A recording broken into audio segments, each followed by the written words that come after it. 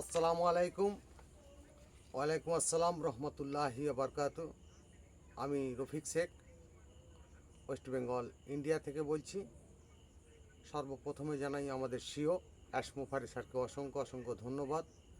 তিনি আমাদের কোনো যোগ্যতা, কোনো কালার, কোনো রং, কোনো জাতি না দেখেই যে ফাউন্ডারশিপটা দিয়েছেন এবং সম্পূর্ণ কাজটা আমাদের এআই কাজ করবে।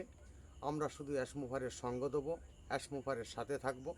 সেখান থেকে আমরা একটা বড় সম্মানের জায়গা তৈরি করতে পারবো এবং এখান থেকে আমরা একটা আর্নিং তৈরি করতে পারবো। সেই অ্যাশমুফারি স্যারকে অসংখ্য অসংখ্য ধন্যবাদ জানাচ্ছি।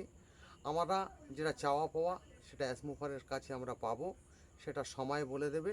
তা দু চার লাইন কবিতা আমি ছন্দের মাধ্যমে বলছি যে অ্যাশমুফারে কী করতে চাচ্ছেন এবং আমাদের কোম্পানিটা কেমন হবে। চাতস পাখির মতোই আমরা সবাই তাকিয়ে আছি, কখন আমরা অ্যাপেল পাবই সেটাই শুধুই ভাবছি।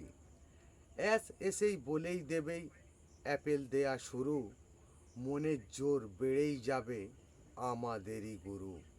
আমরা অনেক কষ্টে আছি, অ্যাশমুফারেই জানে, দেওয়ার জন্য চেষ্টা করছে সিস্টেমেরই তরে।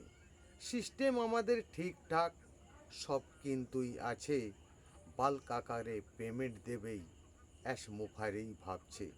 ট্রাফিক দেবেই, বোনাস দেবেই, ওয়ালেট দেবেই ভরে, তারির সাথে দেবেই কিন্তু গ্লোবাল লঞ্চই করে। আমার প্রতি রাগ করাটাই তখন ভাববে ভুল, এতই ট্রাফিক আসবে কিন্তু নিতে পারবে নাই কেউ।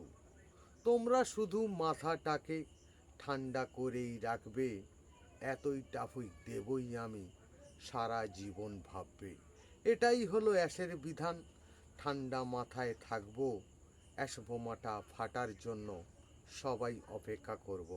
অ্যাশমুফারে ধন্যবাদ। নতুন যে কোম্পানির নাম দেবে তার জন্য জিন্দাবাদ।